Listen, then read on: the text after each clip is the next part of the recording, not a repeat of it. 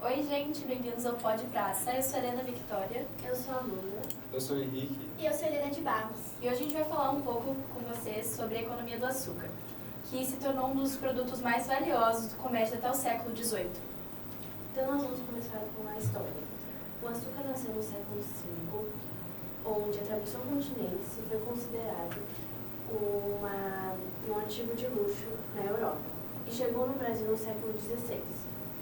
Tanto é que é considerado até hoje uma grande economia para o país.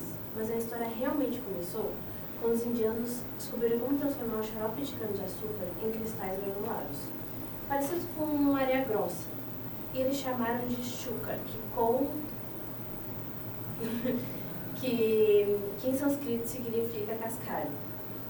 Mas com o tempo, no século VII, os árabes chegaram na Índia e aprimoraram essa técnica, deixando o açúcar mais puro e branco, assim chamando de al-sugar, que com o tempo deu origem ao nome que conhecemos, açúcar.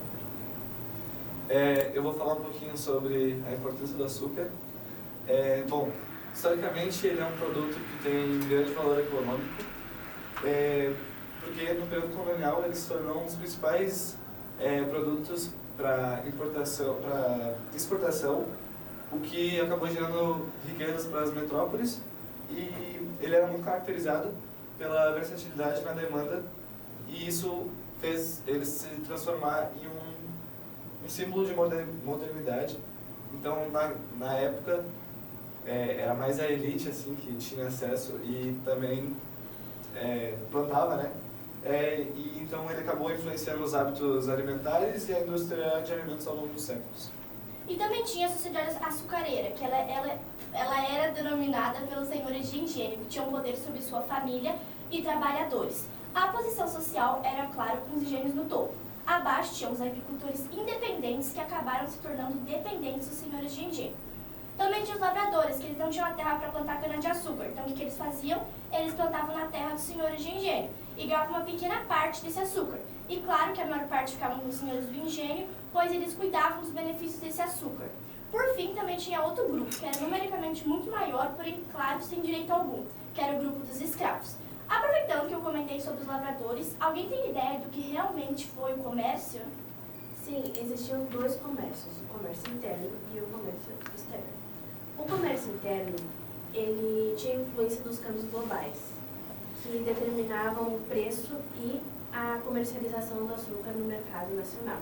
Já o comércio externo, na economia açucareira, eles dependiam da exportação do açúcar na Europa. O transporte de navios era feito por holandeses e portugueses, e para eles era a melhor opção, porque por conta do custo e da sua capacidade de carga. Algo muito legal de comentar também é sobre o Pacto Colonial, que assegurava que tudo que fosse produzido no Brasil seria comercializado com Portugal. Então foi estabelecido um monopólio comercial, que os portugueses fizeram para poder comercializar com outros países da Europa. E assim, claro, eles ficando com a maior parte do lucro para eles. Eu vi que tu falou um pouco sobre os escravos. Eu acho que seria legal falar sobre o tráfico negreiro. O tráfico negreiro ele começou quando nas plantações de açúcar demandava muita mão de obra, e não tinha o pessoal local, não tinha os colonizadores recorreram ao tráfico negreiro, e depois disso milhões de africanos foram trazidos sob condições humanas para trabalhar nas plantações e nos engenhos de açúcar. Esse sistema não sustentou apenas a lucratividade da empresa açucareira, mas também deixou marcas profundas nas estruturas sociais e culturais das regiões produtoras, além de ter implicações éticas e históricas que ainda são debatidas nos dias de hoje. Agora eu vou falar um pouco com você sobre a estrutura do engenho. Até o século XVIII, o engenho era o coração da economia açucareira. Ele reunia diversas construções essenciais: a casa grande, onde vivia o senhor do engenho, a senzala, onde ficavam os escravizados, e a moenda, onde a cana-de-açúcar era esmagada.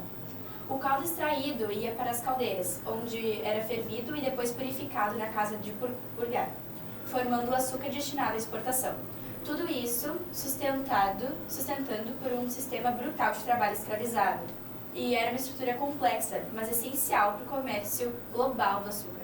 Falando em engenhos, tem um engenho de açúcar, que eram unidades produtivas que transformavam a cana-de-açúcar para a produção açucareira durante o ciclo do açúcar. Nossa, aproveitando que tu comentou sobre o ciclo do açúcar, pois sabiam que o ciclo do açúcar ele foi um período que ocorreu entre o século XVI e XVIII, e ele foi a principal atividade econômica no Brasil, especialmente no Nordeste. No entanto, o ciclo caiu devido às invasões e queda dos preços, mantendo a divisão social e racial.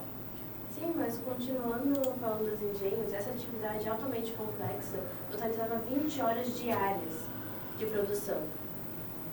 A produtividade anual atingia números impressionantes, com um lucro direcionado aos comerciantes portugueses. A lavoura composta por plantação de cana era a prioridade do senhor do engenho.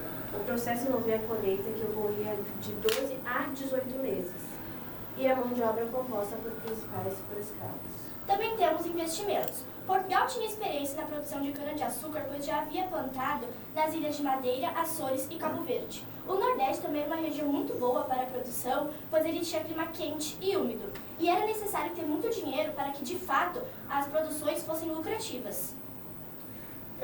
Então, vou terminar falando sobre a produção mundial e os principais países produtores hoje em dia, do açúcar. Né?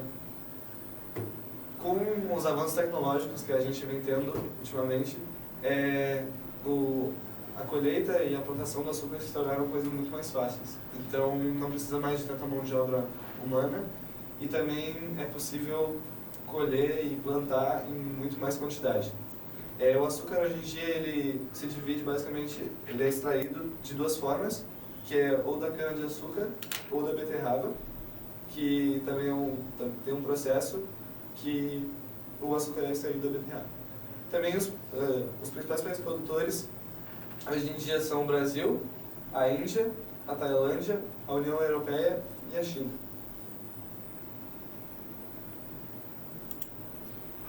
Por fim, uma das características mais importantes que eu achei foi que a economia do açúcar dominava o Brasil colonial, baseada na monocultura, no trabalho escravizado e na exportação para a Europa. Ela concentrava riquezas nas mãos de senhores de engenho e reforçava a dependência da colônia com Portugal. Então é isso, espero que tenham gostado do nosso podcast e até a próxima.